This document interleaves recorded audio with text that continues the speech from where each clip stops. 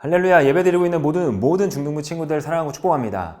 한 주 한 주 학교 열심히 잘 나가고 있죠. 모든 친구들이 이제 개학을 하고 등교를 하고 있는데 힘든 가운데에서 꼭 이겨낼 수 있는 우리 중등부 친구들이 되길 바랍니다. 그리고 지금 예배드리고 있는 그 모습 그대로를 사진 찍어서 목사님에게 보내주세요. 옆에 있는 이 번호 있죠? 이 번호입니다. 그러면은 모든 친구들에게 선물을 드리도록 하겠습니다. 지난주에 정말 많은 친구들이 보내줬습니다. 오늘 이야기는 마르다와 마리아 자매의 이야기입니다. 언니와 동생, 그리고 예루살렘 옆 베단이란 그 마을에 3남매가 살았는데요. 첫째 오빠는 나사로, 둘째 마르다, 셋째 마리아, 이렇게 3남매가 베다니 지역에 살았습니다. 이 베다니 지역에 특별히 마리아와 마르다의 집에 손님이 오셨는데 어떤 손님이었냐면 바로 예수님입니다.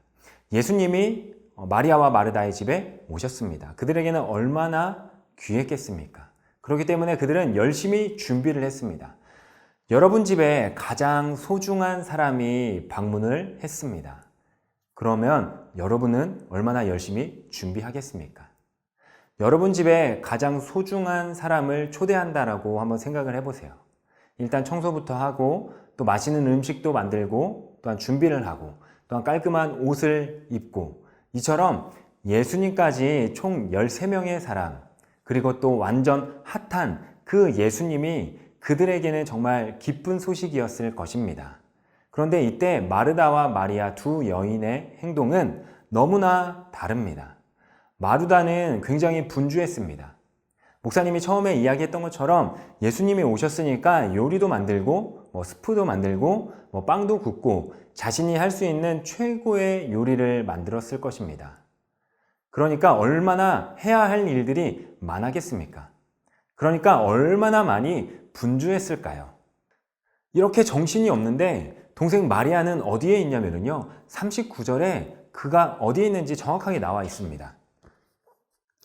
그에게 마리아라 하는 동생이 있어 주의 발치에 앉아 그의 말씀을 듣더니 라고 기록되어 있습니다. 마리아는요, 제자들과 함께 그 발치에서 예수님의 말씀을 듣고 있었습니다. 이처럼 마르다는요, 답답한 나머지 예수님께 직접 가서 이야기를 하고 있는 것이죠. 예수님, 제 동생이 나를 혼자 일하게 하는데 제 동생 좀 저에게 와서 도와주게 이야기하세요. 라고 말이죠. 한마디로 뭐예요? 야, 언니 좀 가서 도와라. 라고 말하는 것입니다. 그런데 예수님의 대답은 좋은 것을 택했으니 빼앗기지 아니하리라. 라고 이야기를 하는 것입니다. 마리아 편을 들어준 것이죠. 참 섭섭했겠어요. 그러나 우리가 여기서 기억해야 될 것 두 가지를 한번 찾아보겠습니다. 첫 번째는 우리에게는 가장 중요한 일을 먼저 해야 된다는 것입니다. 오늘 말씀이 무엇이냐면요. 우리는 정말 많은 일에 마음을 뺏겨서 정작 중요한 한 가지를 놓치고 있는 것입니다. 우리의 삶에는 중요하고 급한 일, 또 중요하지만 급하지 않는 일, 또한 중요하지만 급한 일, 이렇게 세 가지로 나눌 수 있습니다. 그럼 사람들은 어떤 일을 가장 먼저 할까요? 분명히 중요하지만 급하지 않는 일에 최선을 다합니다. 마르다는 오늘 중요하지만 급하지 않는 일을 지금 하고 있는 것입니다. 우리 집에 예수님이 오셨습니다. 중요하고 급한 일은 과연 무엇일까요? 바로 예수님을 만나고 그 예수님의 이야기를 들은 거겠죠. 놀라운 기적을 보여주신 예수님, 아픈 사람들을 일으키신 그 예수님을 내가 볼 수만 있다면은 그 예수님한테 다가가서 예수님의 말씀을 듣는 그거보다 중요한 것이 어디 있겠습니까? 오늘 분주하고 바쁜 마르다, 가장 중요한 일이 무엇인지 알고 있는 마리아, 이 이야기에서 우리에게 소중한 일이 있고 또 중요한 일이 있고 또 그 가운데 가장 먼저 해야 될 일이 무엇인지를 보여주고 알려주고 있는 것입니다. 두 번째는요, 우리는 늘 무릎을 꿇고 살아가야 한다는 것입니다. 지금 마르다는 내가 무엇 때문에 바쁜지, 또한 내가 무엇을 해야 하는지, 또한 내가 무엇을 하고 있는지, 지금 방향을, 또한 목적을 잃어버렸습니다. 방향과 속도 중 우선시 돼야 되는 것이 뭐냐면요, 방향에 있습니다. 옳지 않는 방향으로 간다라고 이야기를 하면은 아무리 전속력으로 달려간다고 해도 절대로 목적지에 다다르지 못합니다. 마르다는 지금 내가 어디에 가야 하는지 또한 내 목적지가 무엇인지 알지 못하는 것이죠. 그러다 보니 준비를 하긴 하는데 인정을 못 받고 또한 칭찬을 못 받으니까 예수님 앞에 자신을 증명해 보이기는 하지만 섭섭함으로 남는 것입니다. 반대 마리아를 한번 봅시다. 마리아는 주님 앞에 섰습니다. 이 모습을 볼 때 마리아는 주님이 자신의 일부분이었습니다. 마리아는 급하고 중요하고 또한 어느 방향으로 가야 하는지 정확하게 알고 있었습니다. 성경에 마리아가 등장하는 모습들을 보면은요, 먼저 오늘 본문 39절에 마리아는 주님의 발 아래 있습니다. 그리고 두 번째로 오빠 나사로가 죽었을 때에도 주님 앞에 나아가서 무릎을 꿇었습니다. 그리고 슬픔을 표현했습니다. 눈물을 흘린 것이죠. 그러니까 주님의 반응이 주님도 눈물을 흘리고 또한 주님도 도우십니다. 그리고 세 번째로 그녀는요, 향유를 붓습니다. 가장 값진 그 향유를 붓고 자신의 머릿결로 주님의 발을 씻깁니다. 마리아는 주님 앞에 섰을 때 항상 무릎을 꿇고 있었던 모습이 성경 곳곳에 나타나 있습니다. 이 모습을 보았을 때 마리아는 자신이 어디에 가 있어야 하고 또한 자신의 우선순위가 무엇이었는지 알았고 또한 늘 그분 앞에 무릎을 꿇었습니다. 예수님은 말씀하십니다. 뭐라고 말씀하시냐면요, 요한복음 15장에 보면은요, 나는 포도나무요 너희는 가지라. 그가 내 안에 내가 그 안에 거하면 사람이 많은 열매를 맺나니 나를 떠나서는 너희가 아무것도 할 수 없음이라. 주님을 떠나면 우리는 아무것도 할 수 없습니다. 그러나 주님 안에 있을 때 우리는 저절로 열매를 맺고 또 안전할 수 있는 것입니다.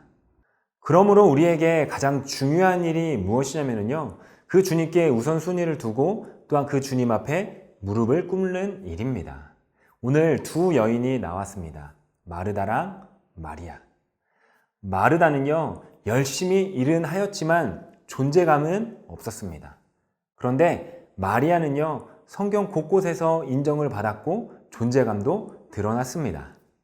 주님을 우선순위로 선택했고 주님께 꽉 붙들려 있었기 때문입니다. 그 마리아를 주님이 변화시켰고 또한 그 마리아를 열매 맺는 인생을 만든 것입니다. 오늘의 말씀을 기억하면서 이번 한 주도 주님께 우선순위를 두고 또한 주님께 꽉 붙들려 있는 사랑하는 우리 중등부 친구들이 되기를 주님의 이름으로 소망합니다. 153 기도로 오늘의 예배를 마무리하겠습니다. 성령님, 오셔서 우리를 다스려 주세요. 하나님, 복음이 전해져 이 땅의 백성들이 발걸음을 교회로 향하고 구원받게 해주세요. 하나님, 이 땅을 고쳐주세요. 진리의 말씀으로 우리를 새롭게 해주세요. 하나님, 코로나19의 확산을 멈춰주세요. 속히 치료제가 개발되게 해주세요. 하나님, 코로나19 바이러스로 먹고 사는 문제가 더 어려워졌어요. 가정과 나라의 경제를 회복시켜 주세요. 하나님, 나와 생각이 다른 것을 싫어하고 서로 편을 가르고 미워하는 사람들이 많아요. 서로 이해하며 사랑하고 용서하는 나라, 화합하는 나라가 되게 해주세요. 하나님, 이 땅에 사탄이 주는 생각과 나쁜 행동, 더러운 문화들이 끊어지고 거룩하신 하나님을 닮아 올바른 교육과 좋은 문화들이 가득하게 해주세요. 하나님, 저에게 성령의 기름을 부어주세요. 하나님, 성령의 능력이 내 안에 있기를 원해요. 복음으로 나를 새롭게 해주시고 복음을 전파하는 증인이 되게 해주세요. 하나님, 성령님의 도움으로 말씀을 사랑하고 말씀을 깨닫고 말씀에 순종하게 해주세요. 하나님, 나의 약함과 질병, 상처를 고쳐주시고 코로나19로부터 건강하게 지켜주시고 오늘도 하나님이 주신 평강과 기쁨과 능력을 누리며 살게 해주세요. 하나님, 나와 가족의 필요를 채워주세요. 염려하지 않고 필요한 것을 기도하며 하나님께 맡기는 믿음의 사람이 되게 해주세요. 하나님, 저도 예수님처럼 용서하고 사랑하는 사람이 되게 해주세요. 하나님, 깨끗하고 아름다운 하나님을 닮게 해주세요. 사탄이 주는 생각과 나쁜 행동들로부터 보호해 주셔서 하나님께 영광 돌리게 해주세요. 살아계신 예수님의 이름으로 기도합니다. 아멘.